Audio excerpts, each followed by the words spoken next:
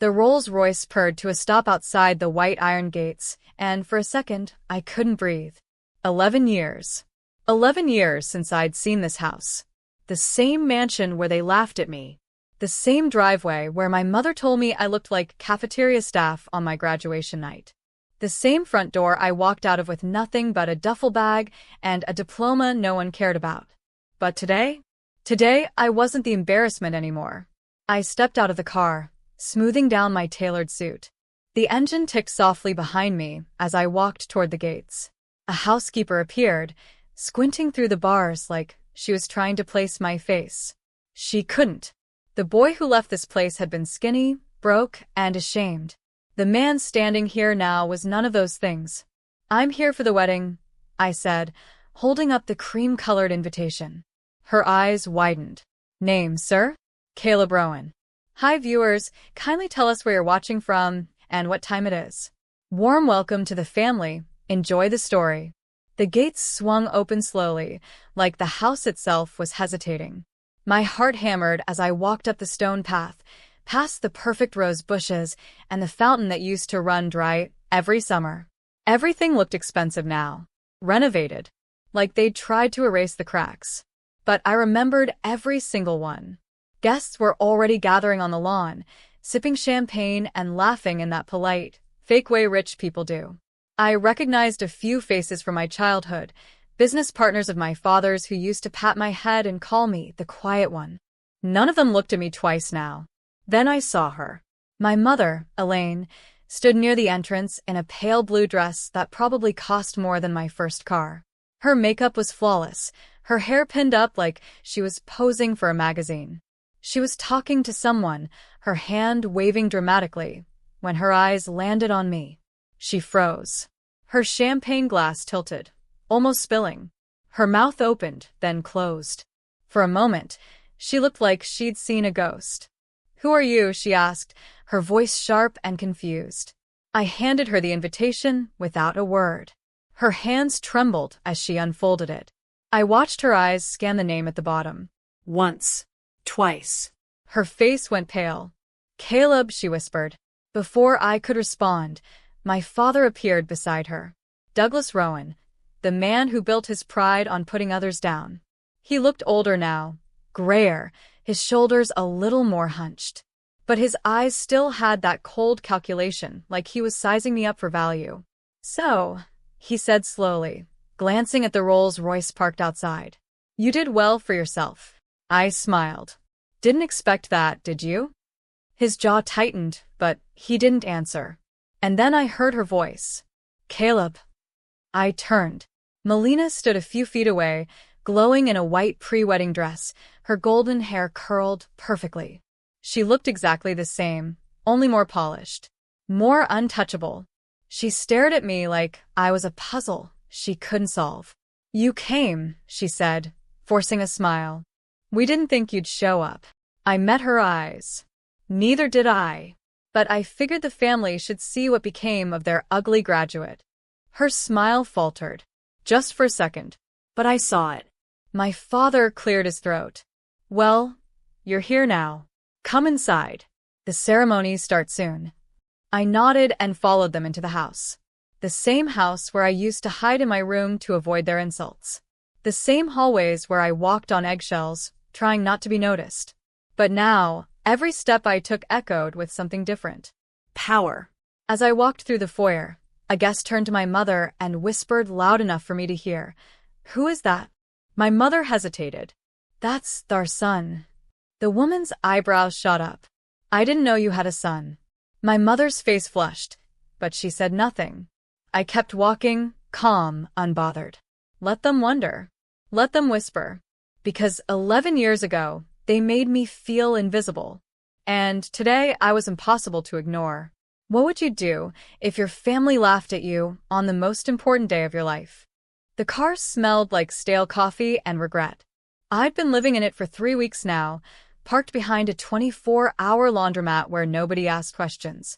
Every morning, I'd wake up with my neck stiff, my back aching, and my stomach growling loud enough to drown out the traffic outside. This wasn't how I thought my life would go after graduation. I worked at a diner called Rosie's, flipping eggs and pouring coffee for truckers who tipped in quarters. The owner, a heavy-set woman named Linda, paid me cash under the table. No questions, no paperwork. I was grateful, but some nights I'd stand in front of the bathroom mirror, staring at the dark circles under my eyes, wondering if this was all there was. I never told anyone I was homeless. When customers asked where I was from, I'd smile and say, just passing through. When coworkers invited me out for drinks, I'd make up excuses about being tired or having plans. The truth was too heavy to carry in casual conversation. Some nights, I'd sit in the driver's seat with the windows cracked, listening to the hum of the laundromat dryers, and I'd think about going back. Maybe if I apologized. Maybe if I begged. Maybe they'd let me sleep in my old room, just until I got back on my feet. But then I'd remember my father's voice. Our ugly duckling finally graduated. And I'd lock the car doors and tell myself I'd rather freeze than crawl back to that house. One morning, I got a delivery job with a local courier service. It didn't pay much, but it was better than the diner. I spent my days driving across the state, dropping off packages to strangers who barely looked at me. I liked it that way. Invisible. Forgettable. Until I saved enough to rent a room. It wasn't much, just a studio apartment above a Chinese restaurant. The walls were thin, the heat barely worked, and the landlord had a habit of showing up unannounced. But it was mine. For the first time in months, I had a door I could lock from the inside. I thought things were getting better. Then one afternoon, I came home to find a notice taped to my door. Bright yellow paper with bold black letters. Eviction notice. 30 days. My hands shook as I read it. I'd been late on rent twice. The landlord wasn't playing games anymore. I crumpled the notice in my fist and leaned against the door, breathing hard. 30 days. That was all I had. I could feel the panic rising in my chest, the same panic I felt the night I left home. I was right back where I started. The next morning, I dragged myself to work, barely awake. I dropped off a package at a small office downtown and headed back to my van when someone called out, "Hey, delivery guy." I turned. A woman stood on the sidewalk, holding 2 cups of coffee. She was maybe a few years older than me, with dark hair pulled into a messy bun and glasses that sat crooked on her nose.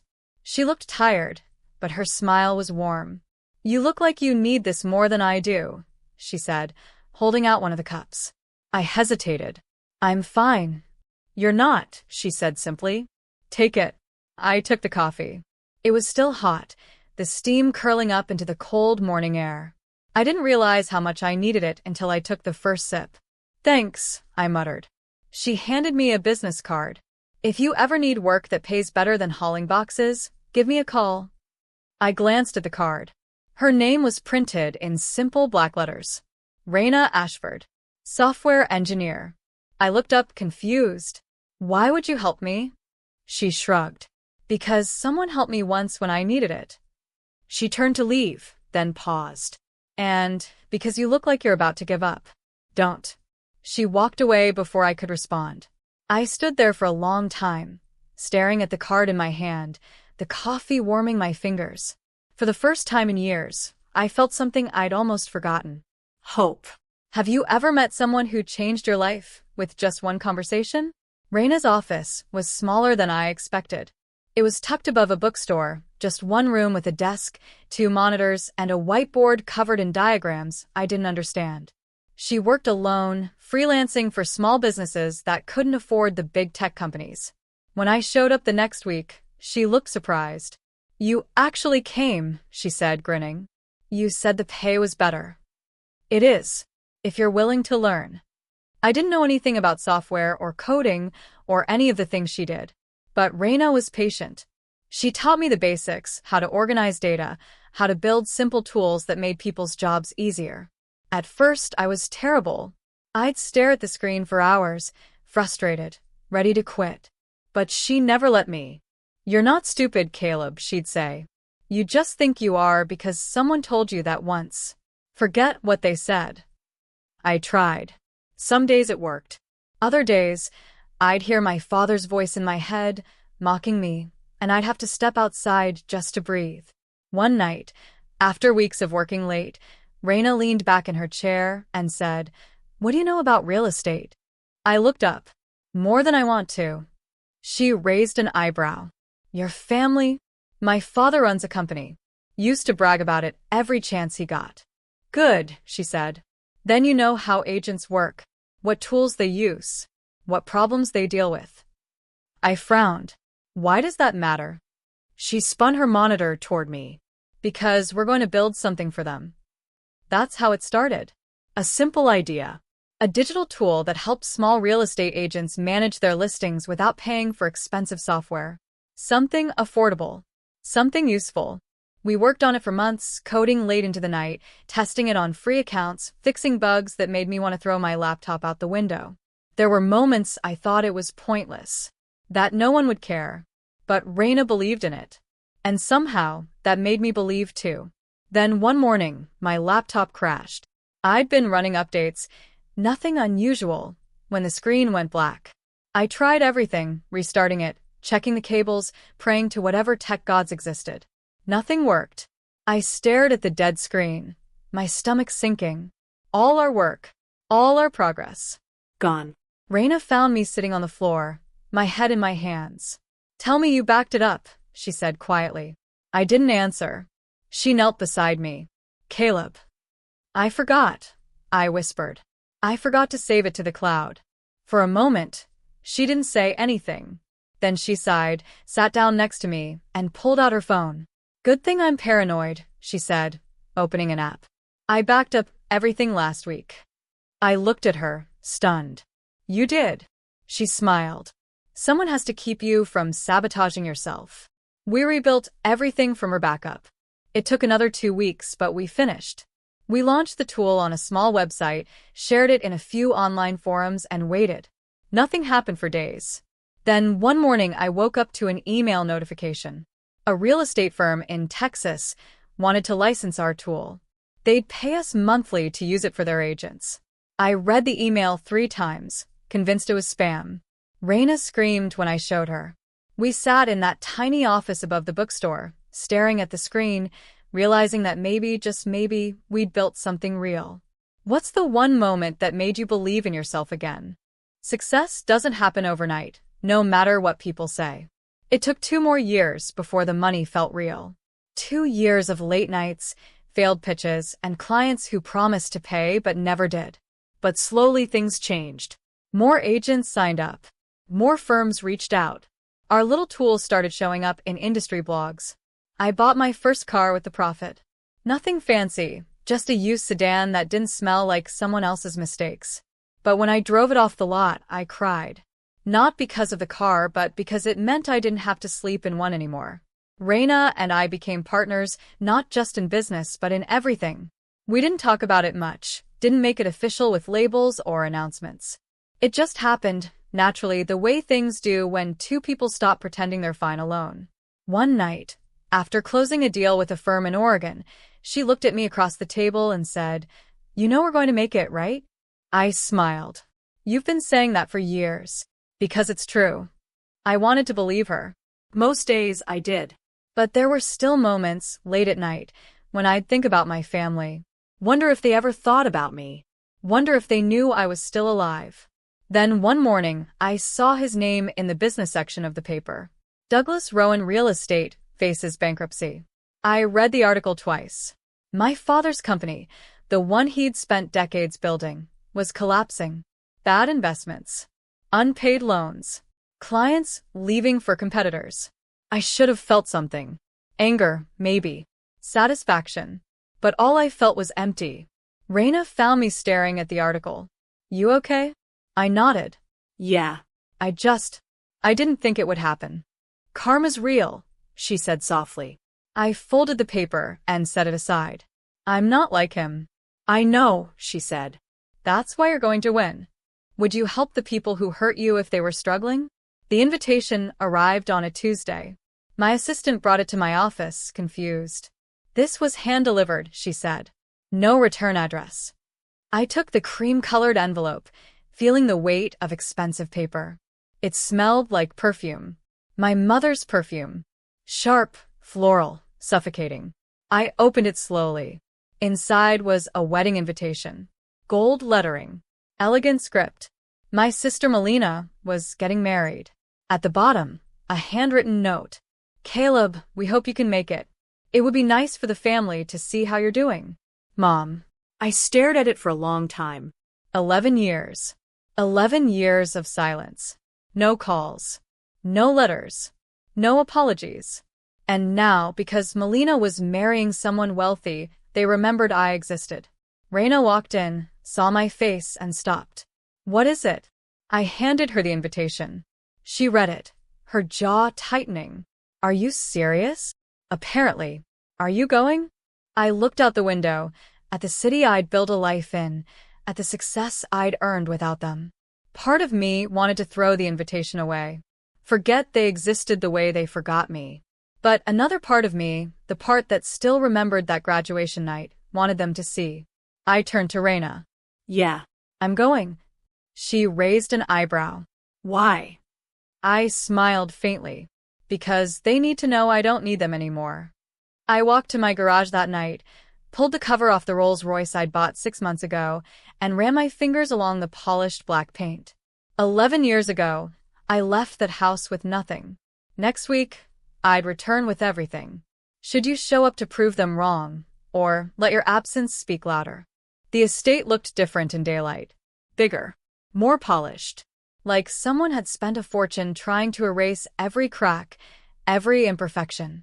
The white gates gleamed under the afternoon sun, the hedges trimmed into perfect shapes. Even the fountain I remembered being broken now sprayed water in elegant arcs. I stepped out of the Rolls-Royce, the door closing behind me with a soft, expensive thud. The gravel crunched under my shoes as I walked toward the entrance. Guests turned to look, their conversations dying mid-sentence. I could feel their eyes on me, curious, judging, wondering. A waiter approached with a tray of champagne. I took a glass, more for something to hold than to drink. Caleb. I turned. My mother stood frozen near the rose garden, her hand pressed against her chest like she couldn't breathe. She looked older up close. The makeup couldn't quite hide the fine lines around her eyes, the tightness in her smile. You came, she said, her voice trembling slightly. You invited me. She glanced at the Rolls-Royce, then back at me. That's quite a car. It gets me where I need to go. My father appeared beside her, his expression unreadable. He'd aged too. His hair was more gray than brown now, his shoulders slightly hunched. But his eyes still had that calculating look, like he was trying to figure out what I was worth. So you made something of yourself, he said slowly. Looks that way. He nodded, but there was something in his face I couldn't quite read. Pride? Resentment? Maybe both. Before anyone could say more, a voice rang out from the lawn. Caleb Rowan? I turned. A tall man in an expensive suit was walking toward me, his face lighting up with recognition. I knew him immediately. Richard Hale, the groom's father, a real estate developer worth more than my father ever was. We'd worked together 6 months ago on a property development project his firm had funded. Richard, I said, shaking his hand. I didn't know you were family, he said, grinning. Small world. I smiled faintly. Very small. My parents stared, confused. My mother's eyes darted between Richard and me, trying to piece together how I knew someone like him. Caleb's company helped us streamline our agent operations, Richard explained to no one in particular. Saved us a fortune. Smart man, this one. My father's jaw tightened. I could see the gears turning in his head, the realization dawning that the son he'd mocked was now standing on ground he couldn't reach. Come, Richard said, gesturing toward the main table. Sit with us. I want to introduce you to some people. I glanced at my parents. My mother looked pale. My father looked like he'd swallowed glass. Sure, I said. As I followed Richard toward the head table, I could feel the weight of every stare. Guests whispered behind their champagne glasses. My sister Melina stood near the entrance, watching me with an expression I couldn't quite place. Confusion? Jealousy? Maybe both. I sat down beside Richard, right at the center of attention, exactly where my family could see me but couldn't touch me. And for the first time in 11 years, I felt like I belonged somewhere, even if it was at a table that wasn't meant for me. When was the last time you sat at a table you weren't supposed to be at? The dinner started with toasts. Richard stood first, raising his glass to the bride and groom. He talked about love, commitment, and building a future together. Everyone clapped politely. Then he turned to me. And I'd like to recognize someone who's quickly becoming one of the brightest minds in real estate innovation, he said, nodding in my direction. Caleb Rowan. Glad to have you here. The room erupted in polite applause. I nodded, keeping my expression neutral. But inside, something twisted. Not pride. Not satisfaction. Just the quiet realization that this moment would have meant everything to me 11 years ago. Now, it felt hollow. I glanced at my parents. My mother was clapping, but her smile didn't reach her eyes. My father sat stiff, his hands barely moving. Melina stared at me from across the room, her perfect composure cracking just enough for me to notice. After the toast, Richard leaned over. Your father's Douglas Rowan, right? The real estate guy. Yeah. Heard he's had some rough years. I sipped my champagne. That's what I heard too. Richard nodded slowly, like he understood more than I'd said. Business is brutal. One bad decision, and everything falls apart. I didn't respond. There was nothing to say. My father had made his choices. This was just the consequence. As the dinner went on, I watched my family from across the room. My mother kept glancing at me, like she wanted to say something, but couldn't find the words. My father avoided looking at me altogether. And Melina, the golden child, the one who could do no wrong, sat at the center of attention but kept stealing glances my way. It should have felt like revenge. But it didn't. It just felt sad. After dessert, my father stood abruptly and walked toward the house. I watched him disappear inside, his shoulders slumped, his steps heavy. My mother followed a moment later, her heels clicking against the stone pathway. Richard noticed. Everything okay? Yeah, I said. Just family stuff. He nodded knowingly. Family's complicated. Always has been. The party continued around us, laughter and music filling the air. But I couldn't shake the image of my father walking away, looking smaller than I'd ever seen him. Later, as the guests began to leave, I stood and straightened my suit. Leaving already? Richard asked. Got what I came for. He smiled. Good seeing you, Caleb. Let's do business again soon. Count on it. I walked toward the house, my footsteps echoing on the marble floor. I could hear voices coming from the study, low and tense. My parents. I stopped outside the door, listening. We shouldn't have invited him, my father said, his voice sharp. He's our son, Douglas. He's a reminder of everything we lost.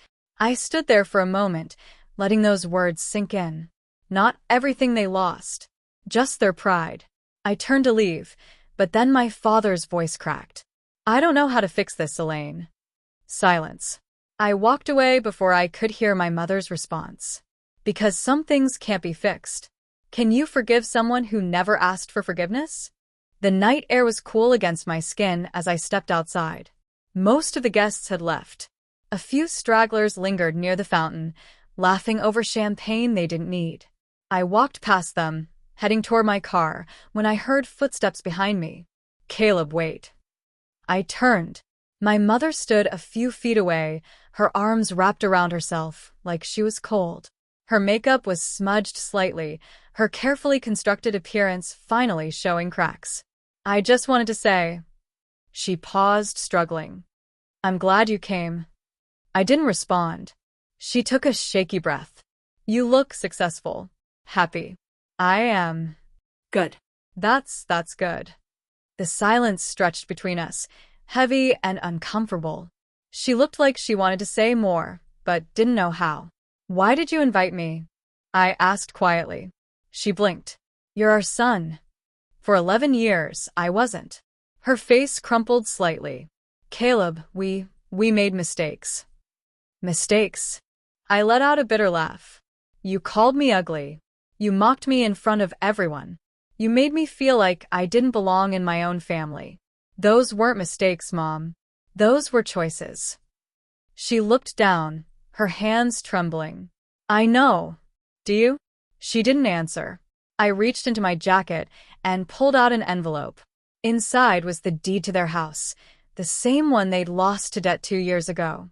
I'd bought it 6 months earlier, quietly, through a shell company. Not for revenge. Not even for them. But because some part of me still remembered what home was supposed to feel like. Even if it never felt like home. I held it out to her. It's paid off. The mortgage, the liens, everything. It's yours again. Her eyes widened. Caleb, I don't understand. You don't have to. She took the envelope with shaking hands, staring at it like it might disappear. Why would you do this? I looked at her, really looked at her, and saw someone who'd spent her whole life building walls to protect her pride. Someone who'd forgotten that pride doesn't keep you warm at night. Because forgiveness isn't something you earn, I said quietly. It's something I'm choosing to give. Not for you. For me. Tears spilled down her cheeks, ruining what was left of her makeup. I'm so sorry, she whispered. I nodded. I know. Behind her, I saw my father standing in the doorway, watching. His face was unreadable, but his hands were clenched at his sides. He took a step forward. Caleb. I waited. He stopped, his voice catching. I was wrong. About everything. I didn't say anything. There was nothing to say. Some apologies come too late to change what happened. They only change what happens next. I'm sorry, he said, his voice breaking. For the first time in my life, I saw my father cry.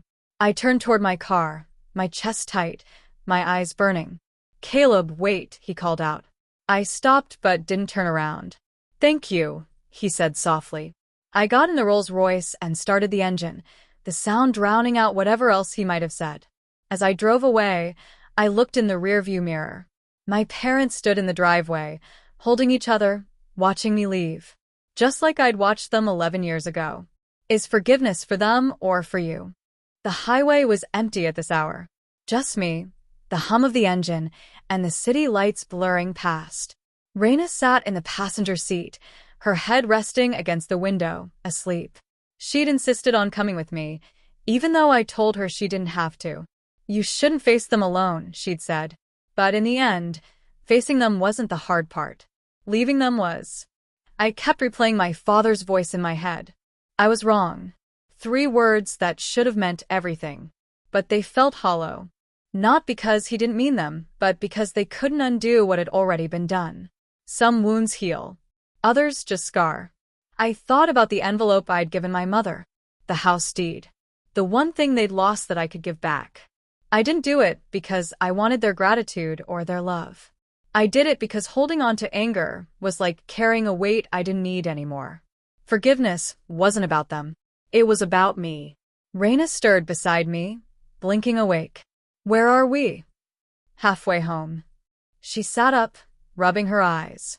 How do you feel? I thought about it. Free. She smiled. Good. We drove in comfortable silence for a while. Then she said, You know they're going to try to reach out now, right? Probably. What will you do? I shrugged. I don't know yet. Maybe nothing. Maybe something. But whatever I do, it'll be on my terms. She nodded. That's all that matters. I glanced at her. Thank you. For everything. You don't have to thank me, she said softly. You did this yourself. But we both knew that wasn't entirely true. Without her, I would have stayed stuck in that car behind the laundromat, convincing myself I was worthless. She didn't save me, but she reminded me I was worth saving. As we crossed into the city, I saw the skyline ahead, the lights glowing like promise. This was my home now. Not the mansion I grew up in. Not the place where people laughed at me. But here. In the life I'd built from nothing. I thought about what my father said. That I was a reminder of everything they'd lost. He was wrong. I wasn't a reminder of their loss. I was proof that you don't need their approval to win. What does freedom mean to you? 3 months later, I got a letter.